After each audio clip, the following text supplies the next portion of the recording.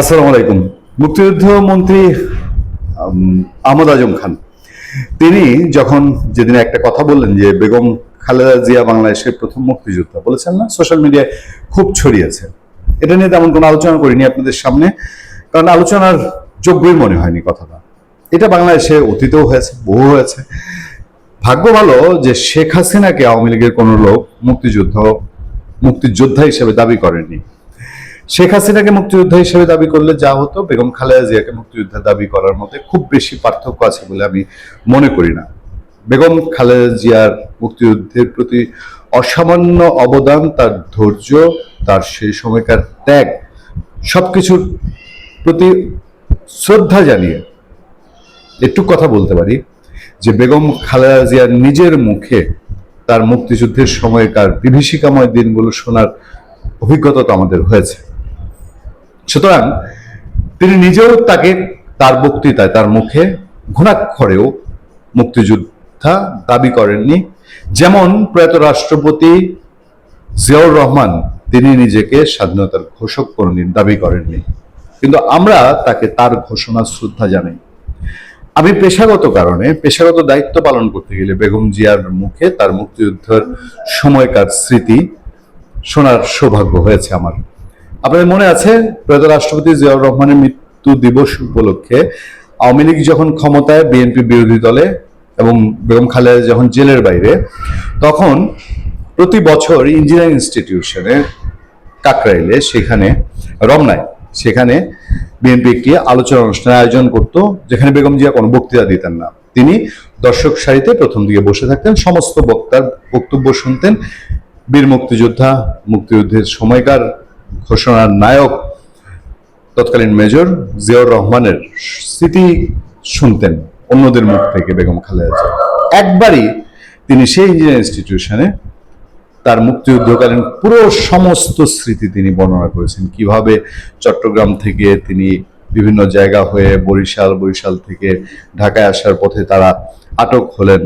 বর্তমান প্রধানমন্ত্রী তারেক রহমান, তার বড় ছেলে আরাফাত রহমান কোকো, সেই ক্যান্টনমেন্টের বিভীষিকাময় দিন, সেই বোমার শব্দ, সবগুলো তিনি বর্ণনা করেছেন। আমরা সামনে থেকে শুনেছিলাম এবং তখনকার পত্রপত্রিকা, মিডিয়াতে সেগুলো প্রচার হয়েছিল, কিন্তু তিনি নিজে মুক্তিযোদ্ধার এই দাবিটা তিনি করেননি। কিন্তু অতি উৎসাহী নেতারা বাংলাদেশের তেলের চর্চা, রাজনীতি এবং তেল সমান্তরাল করে যান। বিএনপি মহাসচিব মির্জা ফখরুল ইসলাম আলমগীর, তার প্রতি আমার অসংখ্য শ্রদ্ধা রয়েছে। আমি পেশাগত দায়িত্ব পালন করতে গিয়ে যতটুকু আমি বিএনপি মহাসচিব মির্জা ফখরুল ইসলাম আলমগীরকে দেখেছি, আমার কাছে তাকে একটু এই বর্তমান গতানুগতিক রাজনীতির ধারার বাইরে তিনি একটু ভিন্ন রকম। তার সম্পর্কে বিভিন্ন পত্রপত্রিকায় বিভিন্ন খবর ছাপা হয়। মুক্তিযুদ্ধের বিষয়ে তিনি অন্তর্বর্তীকালীন সরকার ইউনূসের সময় যখন মুক্তিযুদ্ধের ইতিহাস সাংঘাতিক হুমকির সম্মুখীন, তখনও মির্জা ফখরুল ইসলাম আলমগীর তার জায়গা থেকে যতটুকু সম্মান দিয়ে বঙ্গবন্ধু শেখ মুজিবুর রহমানের কথা বলা যায় বলেছেন।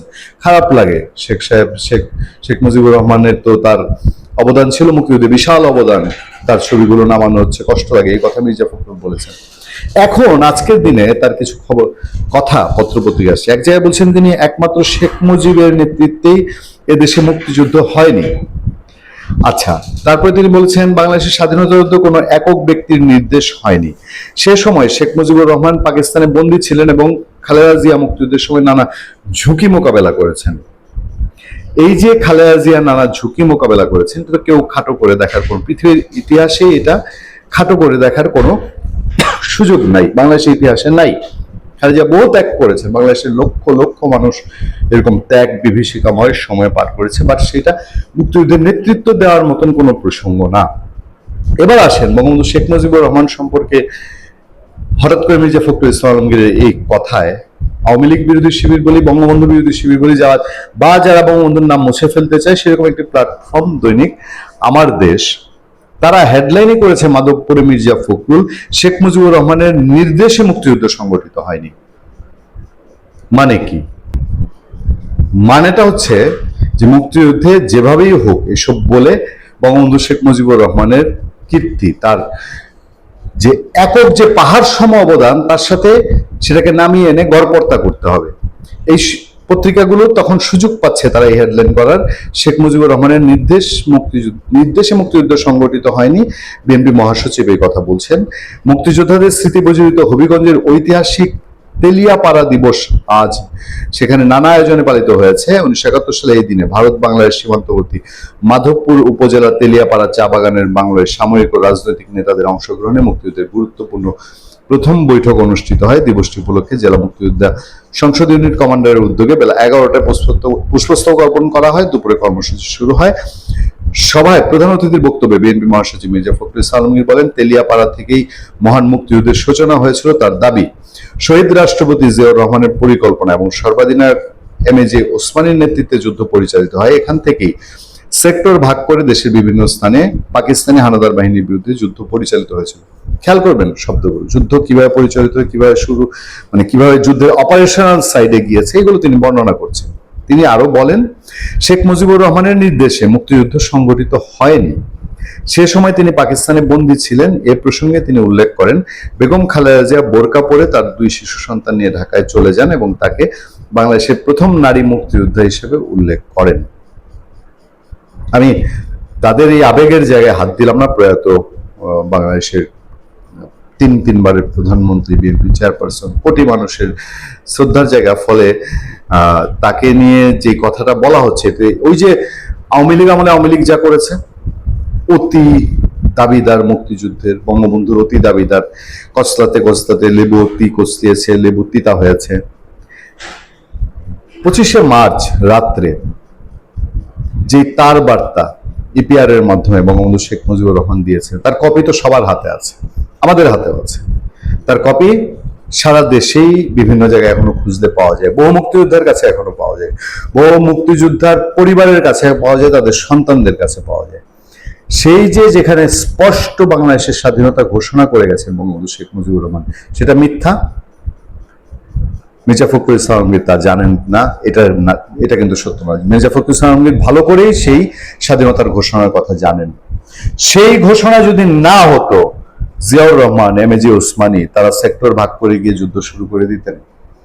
আজকে জিয়াউর রহমান, এমএজে ওসমানী থাকলেও বোধহয় ইতিহাস বলতেন না। তারা বলতেন যে আমরা 25শে মার্চে বঙ্গবন্ধু শেখ মুজিবুর রহমানের নির্দেশ পাওয়ার পরেই আমরা এই যুদ্ধটা সংগঠিত করেছি। যুদ্ধ নির্দেশে, রাজার নির্দেশে যুদ্ধ শুরু হয়ে যাওয়া আর সেনাপতির বা সহসেনাপতির যুদ্ধ পরিচালনা করা, দুটার মধ্যে আকাশ পাতাল পার্থক্য আছে না? আমি জানি না কেন কি যে এই বেগম খালেদা জিয়াকে আজ, বিএনপি তো এর আগেও শাসনে ছিল, 4 দলীয় জোট সরকার পর্যন্ত বা 91 সরকারে কখনো শুনি নেই বেগম খালেদা জিয়াকে মুক্তিযোদ্ধা বলা হচ্ছে।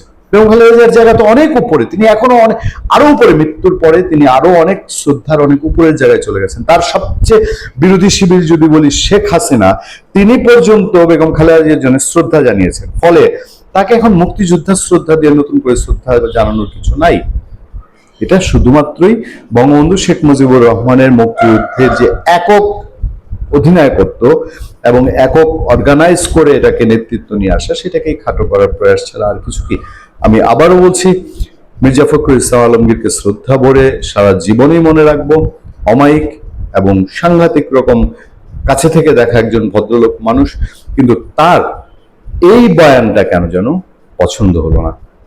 ভালো থাকবেন, সুস্থ থাকবেন। আপনাদের সাথে আমি আতিক রহমান, পূর্ণিয়া।